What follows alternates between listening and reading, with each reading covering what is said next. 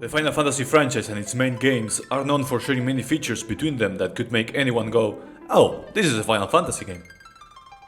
These things can be the job systems that characters can have for gameplay reasons, or abilities like the name of the magic spells with Holy, Ultima and the Ara or Aga ones. Probably the very main theme or core that surrounds the Final Fantasy games is when the legacy of the crystals is mentioned or involved in the setting of the world of that respective game. With the Final Fantasy XVI demo coming up right now, in the very first trailer that it was shown, along all the big hype moments with the summons being a big part of it, one of the taglines of the game was, "The legacy of the crystals has shaped our history for long enough," hinting at a big in-game role of this theme once again. And as we approach the release of the game and have way more information, we have some more knowledge about the world of Ballistea. That's why we are going to visit each previous game of the series to see how this core element of the entire franchise was handled before, as a countdown and anticipation of 16's release. Before starting, be mindful of spoilers in each section, and any type of support in the forms of subs or likes, etc. I will deeply appreciate.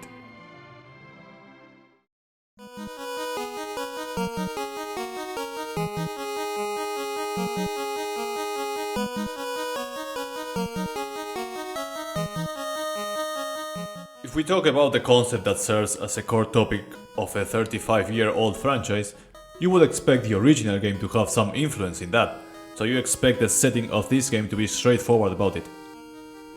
In particular, the crystals in this world are associated with the elements, that's why the game begins with a little cutscene of the world and the introduction. The world lies shrouded in darkness, the winds die, the seas rage, the earth decays, but the people believe in a prophecy, patiently waiting its fulfillment. When darkness veils the world, 4 warriors of light shall come. After a long journey, 4 young travelers did at last appear, and in the hand of each was clutched a crystal. The gist of this is that after the prologue defeating Garland in the first dungeon of the game and saving Princess Sarah, the objective of the player is to recover the light of these 4 elemental crystals, as each of the 4 fiends guards a larger power-drained crystal of his or her own element, which the warriors restore after defeating the fiend. By gathering the light to the respective crystals, they not only fulfill the prophecy, but it allows them to travel into the past, so they can break the loop and defeat the fiends and chaos 2000 years in the past. If by any chance you've got to experience the first bits of Stranger of Paradise and were wondering why they hold the black egg, well, it's supposed to be this powerless crystal that Final Fantasy I introduced, but less fancy.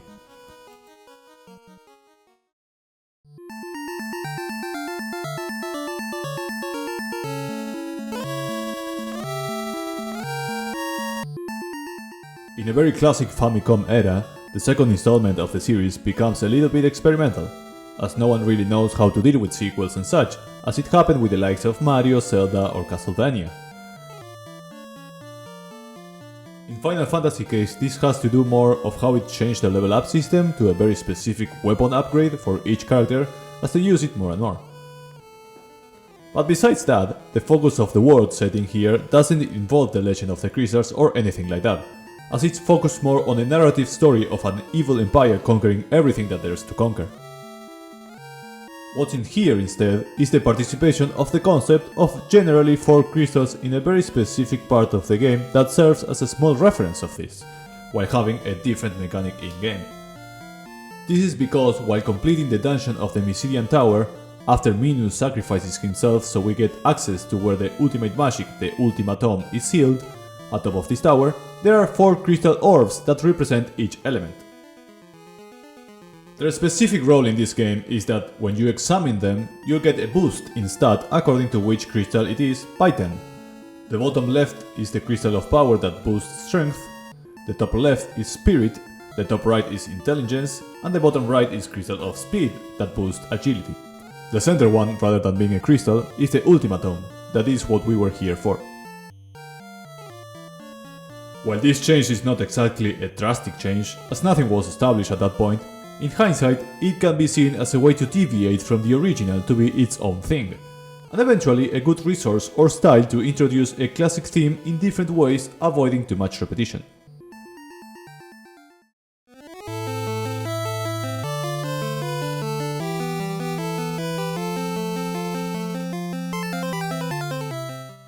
And in another very typical Famicom era, the third installment of the series goes back more to the classics after the experimental second release. As we said, that had more to do with how the level up and gameplay happened, but we can say the same about going back to the core theme of the elemental crystals being predominant in this land, and focusing our adventure on them and their power, something that you can see already in the title screen.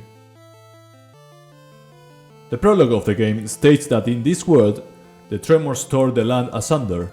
The crystals, sources of the world's light, were swallowed into the depths of monsters emerged from the channels now scarring the earth. The first indication of their importance is at the very start, after finding the wind crystal, where interacting with it is not only a matter of bringing life back to it, but you also unlock your first 6 playable jobs, which will eventually lead to the concept of unlocking new jobs to use, the more you activate the crystals of this land, expanding once again a Final Fantasy I staple. This is a very prominent and important role of the crystal that will repeat in the future. Besides this, the crystals are very important for the main story and aesthetics of the game, as it's the focus of the main antagonist, Xande, which tries to drain them of their power to create an imbalance between light and darkness, as there are other 4 crystals scattered in the Dark World, a counterpart of our world.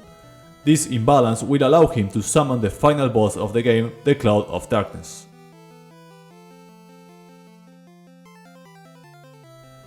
Once the new Warriors of Light restore the powers of the 4 Crystals of Light, they can enter this world and obtain the aid of the Warriors of Dark, which is a pretty cute concept if you ask me, who can make Cloud of Darkness vulnerable and defeat her.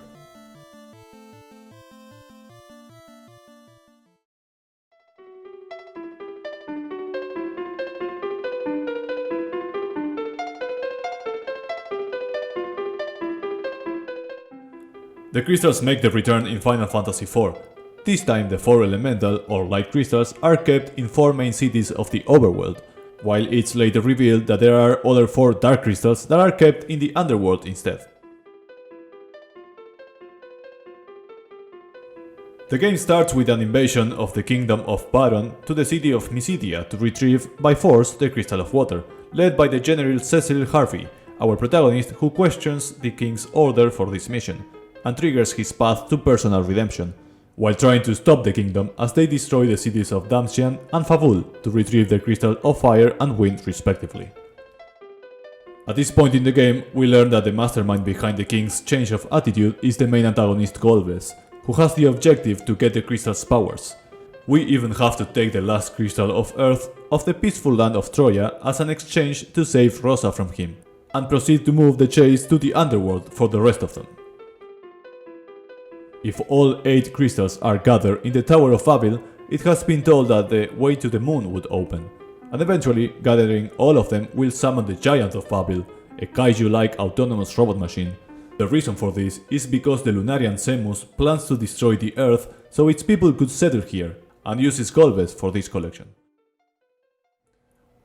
Eventually, we are able to fly to the moon to have the final dungeon and fight there and stop this plan. And the crystal theme is constantly present, even in small details, like fragments of them shining and giving energy or powering up certain stuff, or the party themselves in the last fight. So this game seems to act as a very strong stance for the franchise about the topic.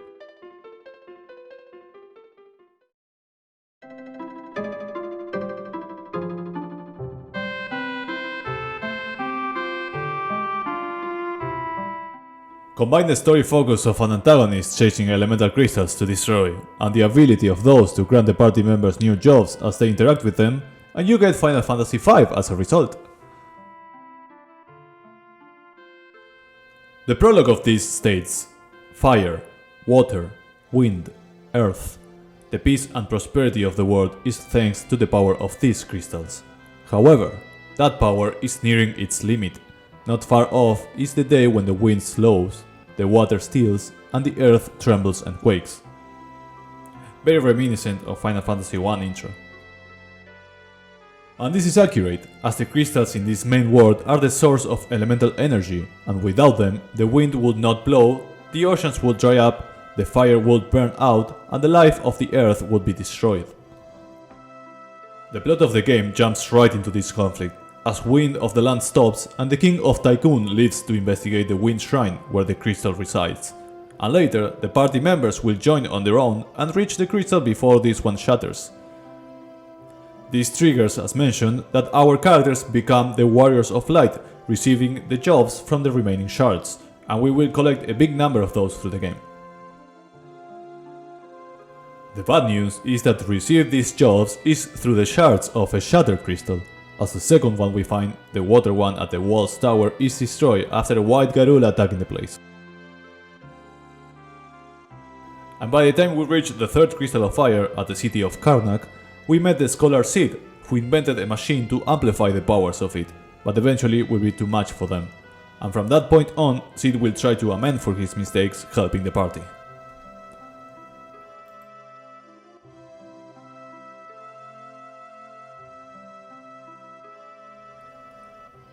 By the time we reach the last Earth Crystal at the Ronka Ruins, where the King of Tycoon is seen acting in mysterious ways, this is because we learned that the power of the crystals were used 30 years ago by the Warriors of Dawn to seal the main antagonist Golbez. So to free himself, he is trying to possess others like the King to destroy the last crystal and the seal. But hey, the good news is that all of us have super cool outfits and jobs to work with, so it's a small price to pay. Also, in similar ways to previous games, this world is not the only one. There's another one known as Galuf's world, where he and Krille are from, and in there the crystals are also destroyed at some point. And this causes both worlds to merge, as the legend was that 1,000 years ago the world was only one, but split along the crystal to prevent the entrance to the void. So in summary, they are a pretty big deal in this game.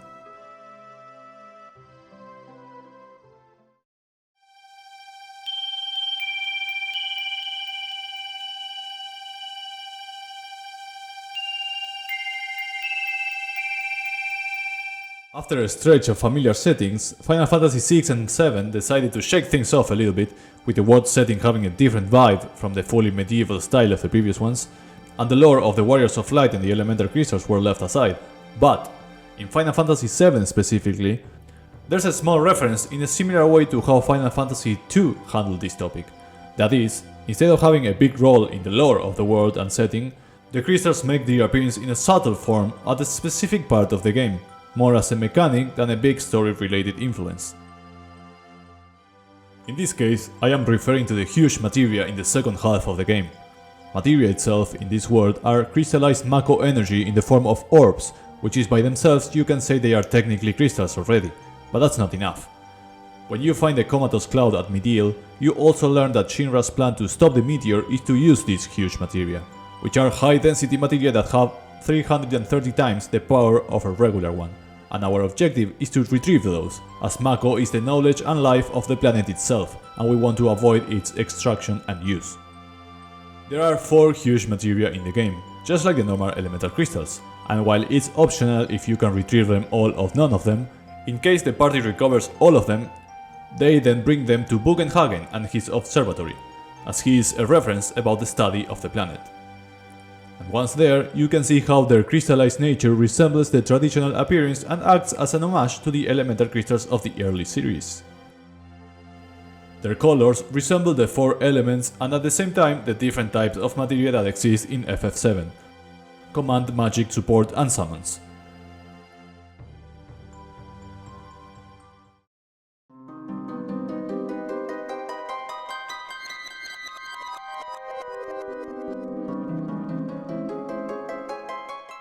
After some deviation here and there, Final Fantasy IX is considered a love letter to the franchise and in many aspects, a back to basics in some things like setting and feeling of the world, while also being an Easter egg fest as shown in this lovely video.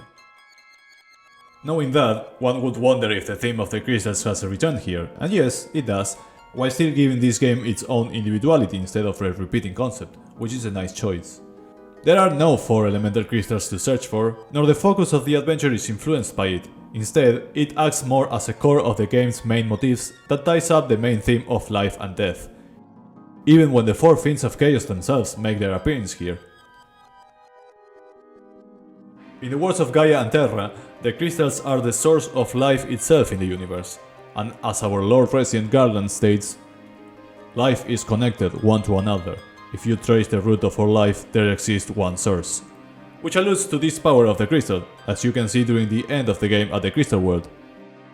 And the logo for that case.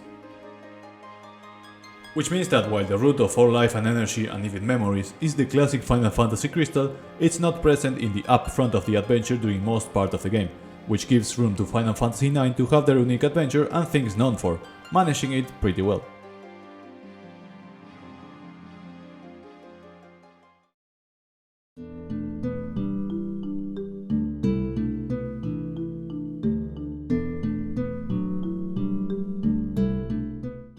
While the last example was a known game for its Easter eggs and a love letter, what better place to be referential than an MMO? I feel like I've said that in every video, but it's right, you can't expect the first online Final Fantasy game to not touch iconic themes of the series, such as the power that a crystal can give. In the ancient history of the world of Vana'diel, the gods themselves were spawned from the power of an enormous crystal, being this a similar concept to the source of energy and life from previous games. And before the games begins, there was a conflict known as the Crystal War, motivated to fight for the power of magical crystals who were the manifestations of the primordial elements.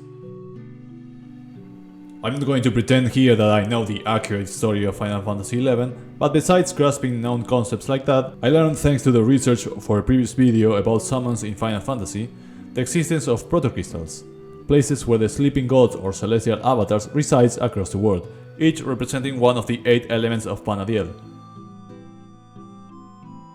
And also the Mother Crystals, that are shards of the original that was said to have created the gods, as we mentioned before, also protected by some of these classic summons. This last name in particular is interesting to us because it's also mentioned in the setting for Final Fantasy XVI, so pretty good to pay attention to.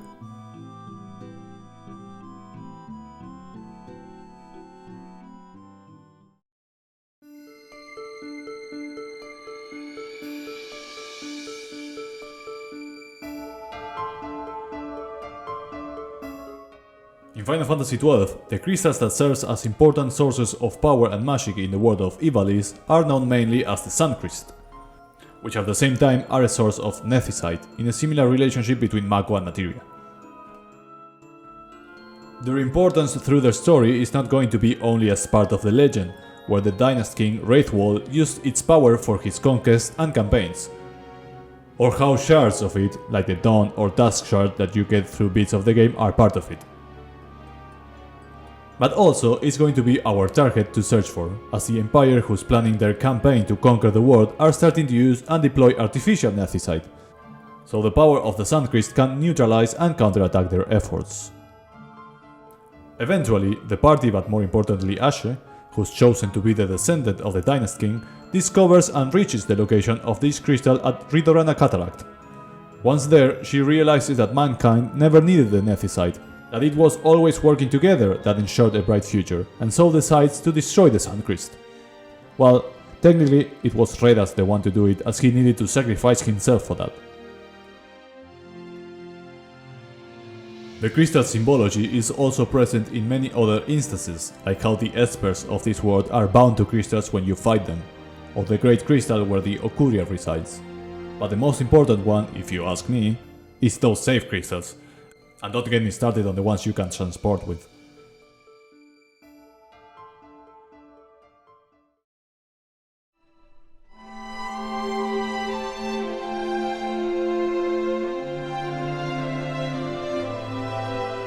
Final Fantasy XIII and its trilogy has a very special relationship with crystals. At first glance, you'll find this to be in a different way that we are used to so far, as the first introduction to this will be how Sera, who has been labeled as a Lucy, turned into a crystal herself after what is known to complete a focus. And you have to understand, this game forms part of the series in the franchise called Fabula Nova Crystallis. With that name alone you have to expect some of this. But even then, there's the most traditional concept in this mythos, and that's what's known as the Fal'Cie in this world, godlike machine powered by the crystals, responsible for and turn humans into Lucy, branding them with an objective called focus. Once completed, the humans are going to turn into a crystal, seemingly forever. while if they fail to do so, the power of the crystal will turn them into a crystallized monster called Seath. The Fal'Cie basically brands humans into a crystal shard to use them as their avatars in this world and controlling their fate. Up until this point, the crystals as a theme have been shown as benevolent for the most part, or at the very least neutral sources of energy. But here with the Fal'Cie, while paying homage to them, they have their own agendas that antagonize the humans and their decisions, which makes sense as part of the Fabula Nova Crystallis theme is the reimagining of the series' core concepts. But nonetheless, it is cool how the iconic element is labeled here as the objective to stop and defeat in the bigger scheme, to lead humanity to create their own path and future without them this time. In fact, at the very end of the last of the trilogy, Lightning Returns, you can see the whole party standing around a traditional looking crystal before it shatters so their souls can follow the birth of a new world.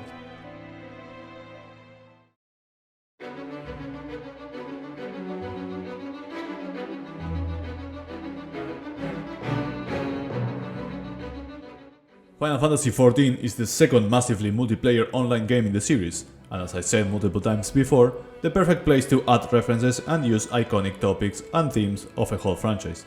So you better believe you'll see many crystals and shards do multiple things. While some of these shards called Aetherites serve as a means of transportation for the Warrior of Light for example, we are going to focus on those that play a big role in the big picture of the world and setting of the source, also known as Hydaelyn. This one in particular is known as, once again, the Mother Crystal, responsible of the creation of Orience myth and legends, and also known to be connected with the Elder Primal who serves as its protector, whose name is also Hydaelyn. She's also referred to as the crystal of this world itself, as she communicates through it when she guides the Warrior of Light and the Scions of the Seventh Dawn on their respective quests. She is treated as the Mother Goddess of this world. Eventually, Hydaelyn will take part in some quest of this big expansive world, showing more part of her own story, involving for example her creation by a group of ancients who opposed Zodiark, and its subsequent conflict. Or even can be faced as a trial boss in one of the latest main scenarios from the Endwalker expansion, where she takes a big role in its resolution. So you could say that the big crystal in this game has also its personification not only for communication, but to take part in some fights too.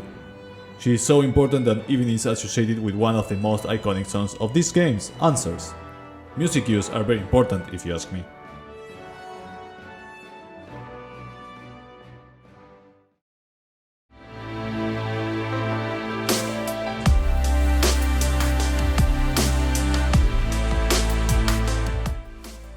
Final Fantasy XV shares something with the previous games, where there is a single crystal, also known as the Stone of Legend or simply the Stone, that act as a powerful artifact which is both an important source of life in the world of Eos, but also a focal point of the story that will influence the world, the main kingdom or crown city of Insomnia, and the protagonist of this game, Noctis Lucis Caelum.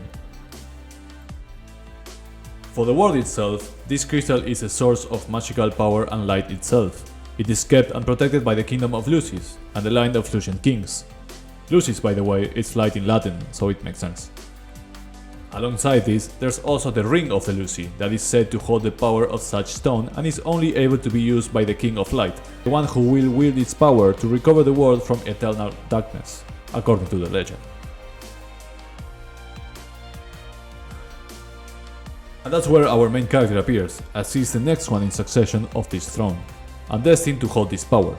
As during the first part of the story, while he is outside, the crown city is betrayed and invaded by Nibelheim, stealing the crystal and killing the current king, Regis. Noctis and his bride-to-be, Lunafreya, are also announced to be dead, but with the Ring of the Luci in her possession, they start their quest to reclaim the throne and the crystal.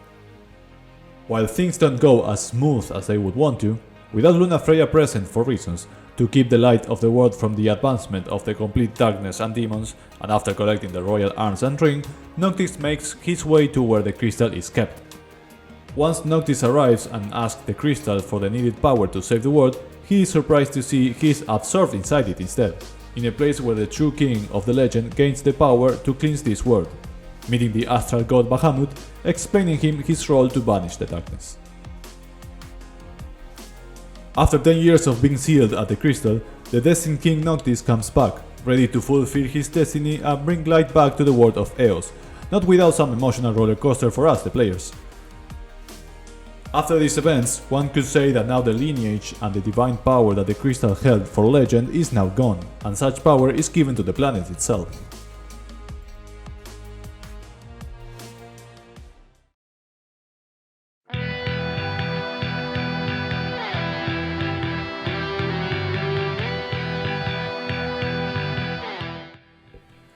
If I have to choose only one spin-off as a bonus game for this topic, I think it must be Final Fantasy Type 0.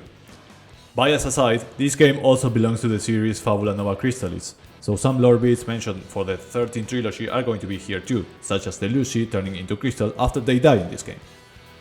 But the crystal as we are more familiar with are going to be present here too.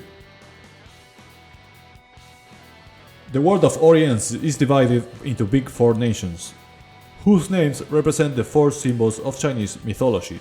These are the creatures: the black turtle of the north, Genbu, the azure dragon of the east, Seryu, the white tiger of the west, Byakko, and the vermilion bird of the south, Suzaku, which probably you may have seen in other media as they are pretty popular. This last one is our hometown, as we control the members of Class 0 from the Academia. And each of the four places is bestowed by the blessing and particular power of a representative crystal, and will act as a means of political power, allowing people for the ruling over their lands or protection of it against an invasion, etc. But more importantly, the four of them with a specific color, like the classic games. With one particular characteristic: the crystals here are sentient, and their will are expressed as they are the ones branding selected humans, turning them into the Lushi in this world, who are very powerful individuals that each nation have, and will always act as their will of the representative crystal in the conflict. It is said that as these four crystals will manifest in their selected people, they often seek for an equilibrium in the world, but their true purpose may be questioned. They also are responsible for one of the many key aspects in the world of Type 0, the loss of the memories associated to a person that dies. You can imagine how many different types of situations that can bring to the story and relationships. Now, I have to say, while I'm only including this game as a bonus, this topic is probably the most referenced one in every spin-off game that Final Fantasy has. Spin-offs are often related to very different gameplay and art style of a big series, so they must keep something characteristic of it, so it's not a completely different thing. And I think crystals, along with the mascots and some trademark like jobs, are the go-to for this. I feel like even Super Mario RPG included them.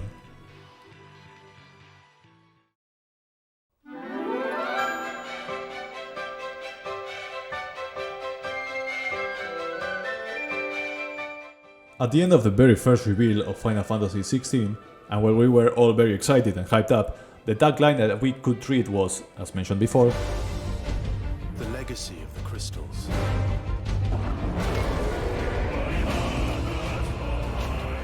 has shaped our history."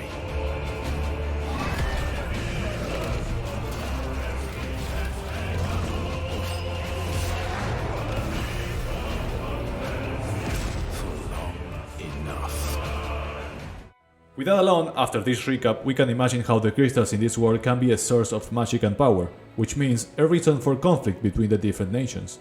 And the desire to stop this cycle is to bring humanity the power and hope to create their own path, instead of depending on an external omnipotent source.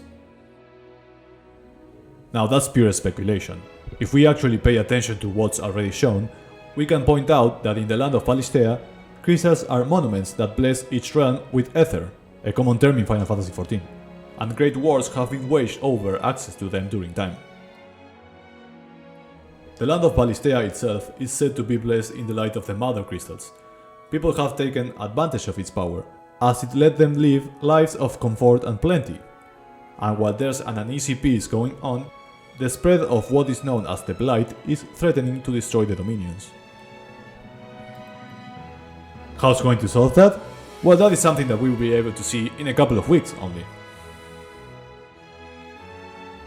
With all this amazing news about the first new Final Fantasy mainline games in years, it's the perfect time to get into this lovely franchise, as it provides a wide range of ideas and gameplay changes to keep it fresh and make every experience unique.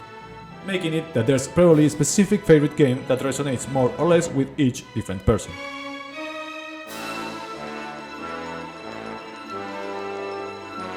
Thank you very much for watching, enjoy some Final Fantasy, and I see you later.